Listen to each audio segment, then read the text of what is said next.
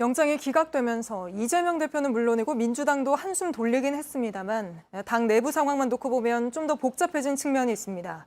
체포동의안에 찬성표를 던진 의원들을 색출하자는 목소리가 커지면서 당내 갈등이 더 커질 거라는 전망도 나오는데 비명계를 대표하는 김종민 의원 연결해 이야기 들어보겠습니다. 자, 의원님 나와 계시죠?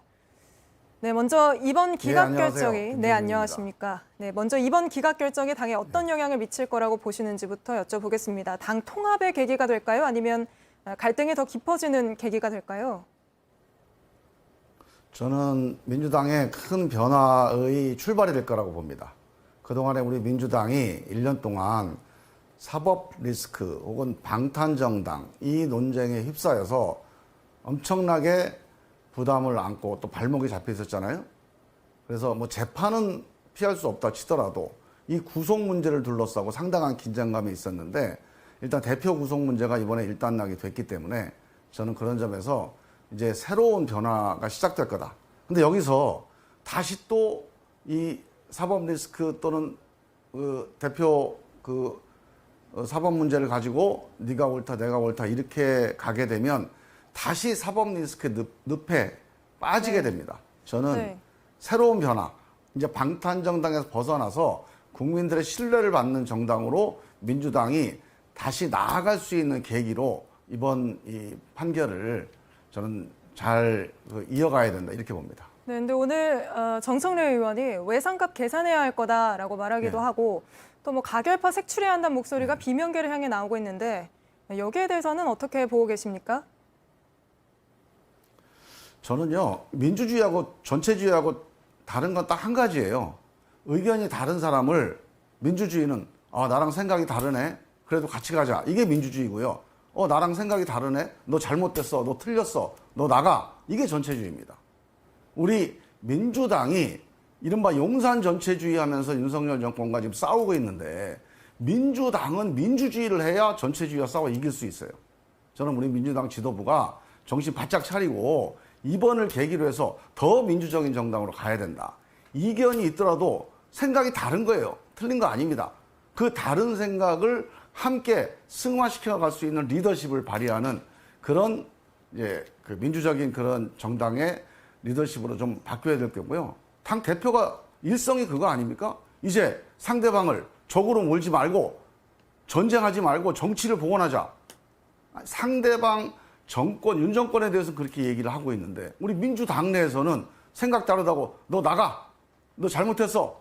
너 징계할 거야.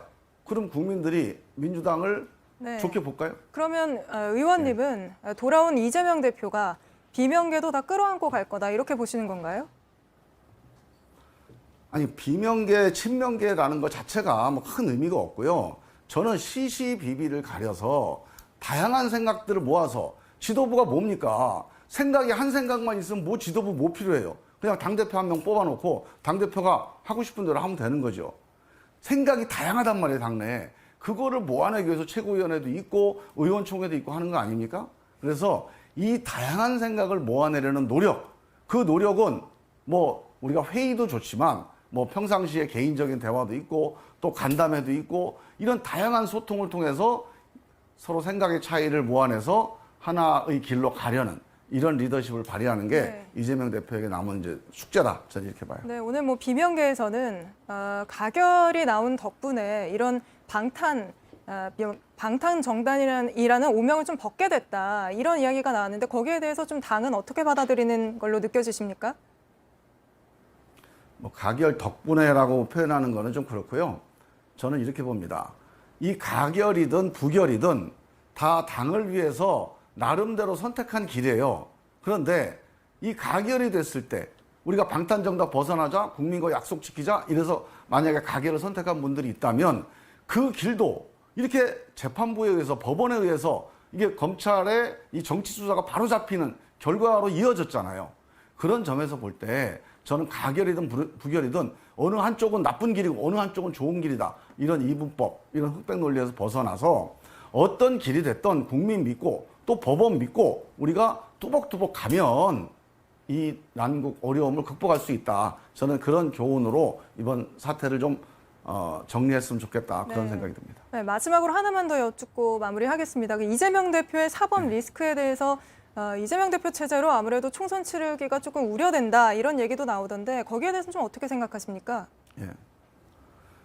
그거는 이제 이재명 대표에게 남은 숙제인데요.